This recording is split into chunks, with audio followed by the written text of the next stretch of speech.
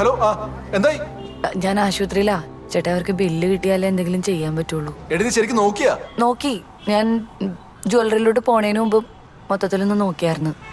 കിട്ടിയില്ല. അമ്മയും മക്കളും എന്താന്ന് വെച്ചാ ചെയ്യും. എടി മനുഷ്യനായ കുറച്ചൊക്കെ അനുസരണ ഉത്തരവാദിത്വമൊക്കെ വേണം. നിന്നോട് ഞാൻ 100 തവണ പറഞ്ഞാണ് ബില്ല് സൂക്ഷിച്ചു വെക്കണമെന്ന്.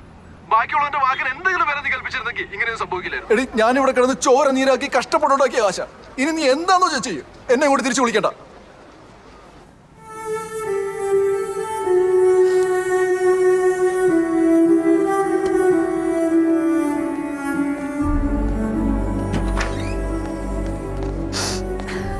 അനീഷ് എന്ത് പറഞ്ഞു മോളെ?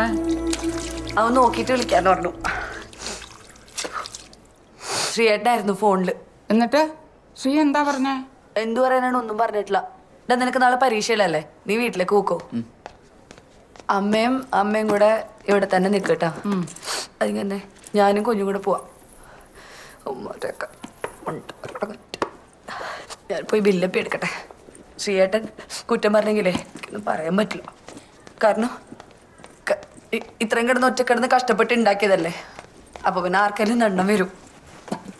എന്നോടൊരു 100 പ്രാവശ്യം പറയണതാ ഇങ്ങനെയുള്ള സാധനങ്ങളൊക്കെ സൂക്ഷിച്ചു വെക്കണം എന്ന്. എൻ്റെ കയ്യിൽ തന്ന ബില്ല എന്നിട്ട് കൊണ്ടത് കളഞ്ഞിട്ട്. അപ്പൊ നീ ഒന്ന് റെഡി ആയിക്കേ. എന്നിട്ട് ഇപ്പൊ കുറ്റം പറഞ്ഞാലും വഴക്ക് പറഞ്ഞാലും എനിക്ക് നീ എന്ത് നോക്കിക്കൊണ്ടിരിക്കണേ? അപ്പോ ഒന്ന് പോയി ബാഗ് എടുത്തിട്ടേ. ദാ ഫോൺ. എന്റെ താക്കോലെവിടെ? താക്കോലി നിന്റെ ബാഗിലില്ലേ? ആ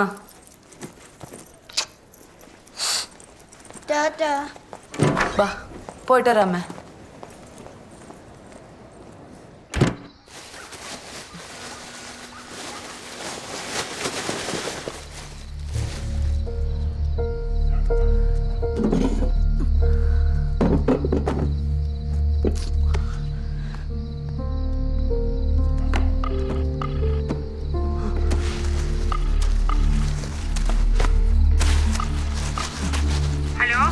ഹലോ അമ്മ, ഒരു മിനിറ്റ്. ഹലോ അമ്മ, പിന്നെ അന്ന് ബാംഗ്ലൂരില് വിനീത് പോയപ്പോഴേ ചേട്ടൻ ഒരു നീല കളർ ബാഗ് എടുത്തുകൊണ്ട് പോയിണ്ടായിരുന്നില്ലേ? അതിന്റെ ഉള്ളിലത്തെ അറിയിലുണ്ടോന്ന് നോക്കുവോ? ഇല്ലില്ല, ഞാൻ വിളിച്ചിട്ട് അവനെ കിട്ടണില്ല. അമ്മ ഒരു കാര്യം ചെയ്യോ, അപ്പുറത്തെ ബേബി ചേട്ടനെ വിളിച്ചിട്ടേ അവനെ എന്നോടൊന്ന് വിളിക്കാൻ പറയോ? ശരി ശരി.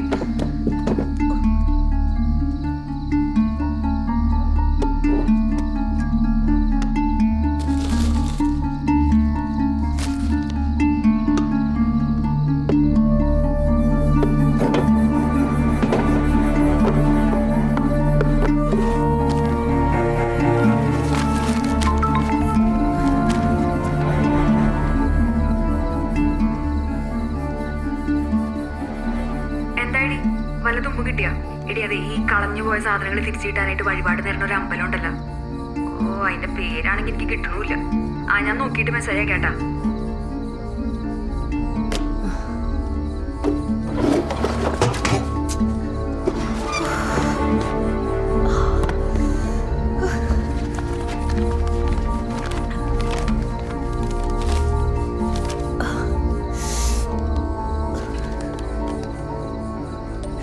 എടി നീ വഴിപാടോ ഒന്ന് കുന്താണെങ്കിലും ഒന്ന് കണ്ടുപിടിച്ചിട്ട് പറ. എനിക്കിത് തപ്പാണ്ട് വേറെ നിവർത്തിയില്ല. എനിക്കിത് കണ്ടുപിടിച്ചേ പറ്റുള്ളൂ.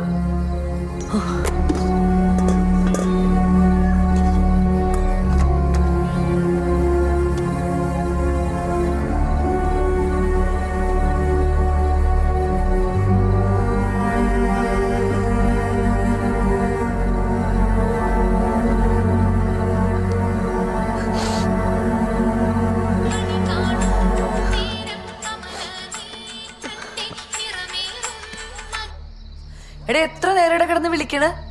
ഉറങ്ങി കിടക്കണം അമ്മേനെ വിളിച്ചുണർത്തിയിട്ടാണ് ഒന്ന് കിട്ടണത്. ഫോൺ സൈലന്റ് ആക്കി വെച്ചിട്ട് നീ എന്തെടുക്കണേണ്? അതെ, നീ അന്ന് കൊണ്ടുപോയില്ലേ ഒരു നീല കളർ ബാഗ്? അതിൻ്റെ അകത്തൊന്ന് നോക്കോ? ശരി, എന്നാല് നോക്കിയിട്ട് വിളിക്ക്.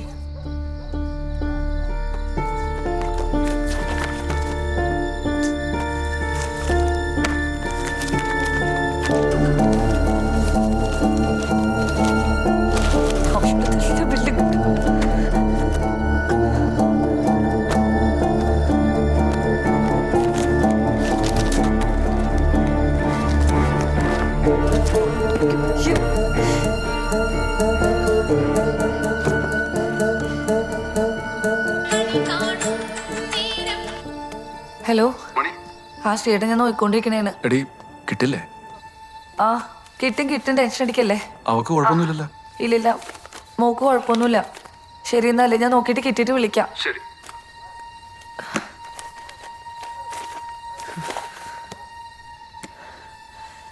മോനെ അപ്പൊ നീ കൂടെ ഒന്ന് പോയി നോക്കടാ. കിട്ടിയില്ലെങ്കിൽ നമ്മുടെ എത്ര രൂപ പോകുന്നെന്ന് അറിയോ? പോയി തപ്പ്.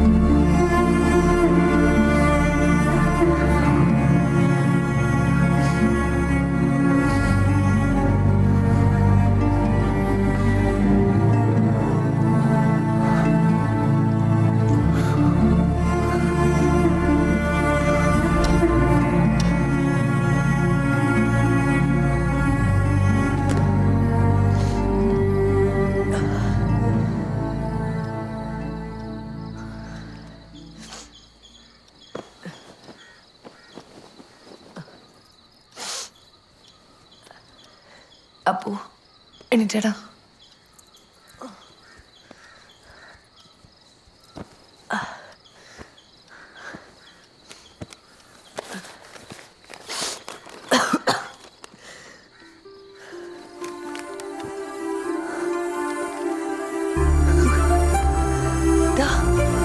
അപ്പു നോക്കി വലിയ കിട്ടി. കിട്ടിയാ? എവിടുന്ന് കിട്ടി? എന്റെ കയ്യിൽ ഒട്ടിയിരുന്നടാ.